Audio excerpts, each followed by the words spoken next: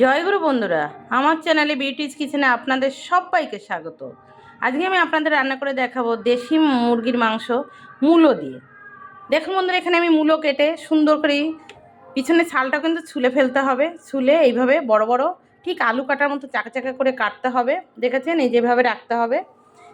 আমি এভাবে মূলো কিন্তু কেটে রাখতে হবে সুন্দর করে, এভাবে বড় চাক হবে কেটে রেখেছি আমি। এই যে এখন দেখুন, দেশি মুরগি পুরো একদম লাল মাংসটা দেখেছেন, দেশি মুরগি দিয়ে মূলো দিয়ে করবো। এখানে আমি মশলা দেব আদা বাটা, লঙ্কা বাটা, জিরে বাটা, ধনে বাটা, আর কিছু দেব না। জিরে তেজপাতা ফোড়ন দেব। দেখুন বন্ধুরা, আমি কড়া বসিয়ে দিয়েছি, কড়া আমার গরম হয়ে গেছে। আমি তেল দিয়ে দেব। মাংসটা কিন্তু পরে আবার ফোড়ন দিতে হবে। এবার কিছুটা তেল দিয়ে মাংসটাকে আমি কষাবো, পরে ফোড়নে আবার তেল দেব। তেল গরম হয়ে এখন আমি জিরে তেজপাতা দেব না, এবার শুধু মাংসটা দিয়েই কষাবো। তেল দেখুন বন্ধু আমার গরম হয়ে গেছে, এবার আমি মাংসটা দিয়ে দেব। ধুয়ে কেটে বেছে রাখা মাংসটা এবার দিয়ে দিচ্ছি আমি।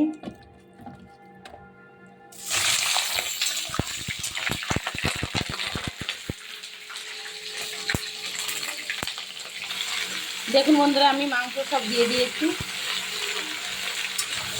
এভাবে তেলে একটু নেড়ে ছেড়ে এবার আমি লবণ হলুদ দিয়ে দেবো।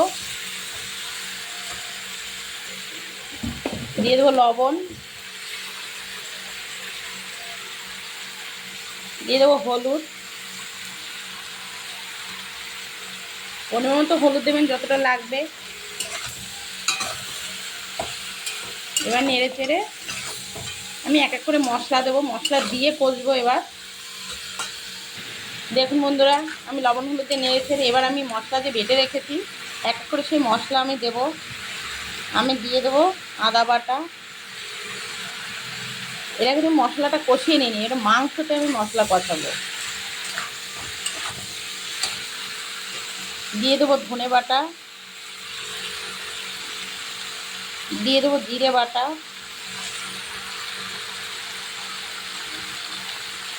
দেবো এবার লঙ্কা বাটা, একদম লাল কড়া লঙ্কা।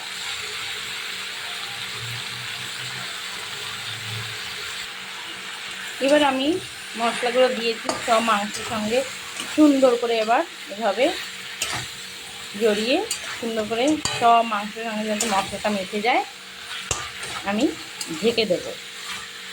দেশি মুরগি, এটা কিন্তু ককও না, অন্য কোনো লাল মুরগিও না, পুরো দেশি। এবার আমি ঢেকে দেবো, একটু সময় লাগবে, প্রেসারে দেবো না, কড়াতেই সিদ্ধ করব। এবার আমি ঢেকে দেবো। এবার আমি ঢাকার আগে মূলো যে কেটে রেখেছিলাম বড় বড় পিস করে, মূলোটা কিন্তু তেলে ভাজা লাগে না, আলু যেমন ভাজা লাগে, মূলোটা এবার আমি দিয়ে দেবো। এই মূলোটা কষানো থেকেই দেবো, একদম সিদ্ধ হয়ে যাবে সুন্দরভাবে। মূলোগুলো দিয়ে দেবো এবার। দেখুন বন্ধুরা, এভাবে মূলো কষানোর সময় মূলো দেবেন, দিয়ে ঢেকে দিতে হবে। আমরা আলু তো তেলে ভাজি, একটু ভেজে নিই, মূলোটা ভাজা লাগে না। এবার ঢেকে দেবো। দেখুন বন্ধুরা, মাছের কিন্তু জল ছেড়ে দিয়েছে, দেখেছেন পুরো জল বেরিয়ে গেছে। এবার কিন্তু ঢেকে ঢেকে সুন্দর করে মাংসটাকে সিদ্ধ করবেন। কষানোটাই যদি ভালো হয় তাহলে কিন্তু মাংস খেতেও ভালো লাগে। সবসময় মাংস কষানো হয়ে গেলে আর একটু জল দিয়ে ঝাল দিলেও হয়ে যায়। দেখুন বন্ধুরা, আমার মাংস কিন্তু প্রায় কষানো হয়ে এসছে, দেখেছেন। এবার এই যে জলটা বেরিয়েছে, এই তেল আর জল, এইটা একদম জল শুকিয়ে গিয়ে পুরো তেল ছেড়ে দেবে। আমি তখন একটু জল কিন্তু গরম করে দেব, যেহেতু দেশি মুরগির মাংস এটা শক্ত হয়ে যাবে আরও ঠান্ডা জল দিলে, তার জন্য জল গরম করে আমি এটাকে মাংস কষানোর ভিতর দিয়ে দেবো। আর একটু টানবে, তারপরে দেখুন এভাবেই কিন্তু আপনারা কষাবেন। দেখুন বন্ধুরা, আমার কিন্তু মাংস কষানো হয়ে গেছে, দেখেছেন তো মাছের তেল, এই যে মাছের তেল ছেড়ে দিয়েছে, সেই জল পুরো একদম টেনে গেছে। এবার আমি কিন্তু এভাবে নেড়ে চেড়ে দেখেছেন পুরো জল নেই, একদম টেনে গিয়ে এবার তেল ছেড়ে দিয়েছে। যে তেলে আমি কষিয়েছি মাংসটা, সেই তেলটা একদম ছেড়ে দিয়েছে। আবার এবারে আমি জল দিয়ে দেবো মাংসতে। দেখুন বন্ধুরা, আমি জল দিয়ে দিয়েছি।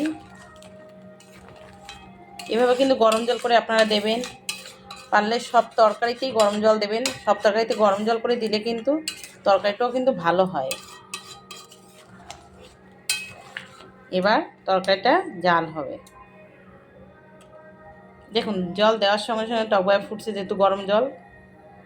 এখানে যে মূলোগুলো আছে, এই মূলোগুলো কিন্তু তুলে নেবেন, যেহেতু মূলোগুলো ফুল সিদ্ধ হয়ে গেছে, একদম গলে ঝোলের সঙ্গে মিশে যাবে। তাই মূলোগুলো জল ঢালার আগেই তুলে নিতে হবে। আমার জল দেওয়া হয়ে গেছে, মূলো এভাবে তুলে নেবেন আপনারা। দেখুন এই যে তুলে নিয়েছি, সব মূলো তুলে নেবেন। এবার যখন ফোড়ন দিতে হবে, তার আগে মূলোগুলো আবার দিয়ে ফোড়ন দিতে হবে। ঠিক আছে, দেখুন বন্ধুরা আমার কিন্তু হয়ে গেছে। এবার আমি নামিয়ে ফোড়ন দেব। এবার নামিয়ে নেব। দেখুন বন্ধুরা আমার কিন্তু কড়া গরম হয়ে গেছে। আমি কড়া ধুয়ে বসিয়ে দিয়েছিলাম, আমি তেলও দিয়ে দিয়েছি। তেলটা গরম হোক একটু ভালো করে, তেল না গরম হলে কাঁচা গন্ধ আসবে।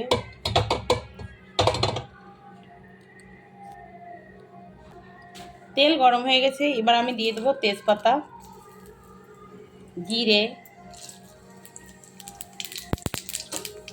তেজপাতা জিরে একটু লাল হবে, ভাজা ভাজা হবে, লাল লাল হবে, আমি তরকারি ঢেলে দেবো।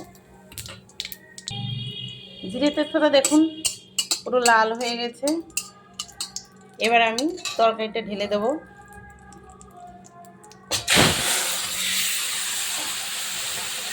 দেখুন কি সুন্দর টকবক ফুটছে, দেখেছেন। এবার এটা আমি একটু নেড়ে চেড়ে আমি একটু জিরের গুঁড়ো আর ধনের গুঁড়ো একটু দিয়ে দেবো, আর একটু গোলমরিচের গুঁড়ো দিয়ে দেবো। সামান্য জিরের গুঁড়ো দিয়ে দেবো, দিয়ে দেবো গোলমরিচের গুঁড়ো সামান্য পরিমাণে।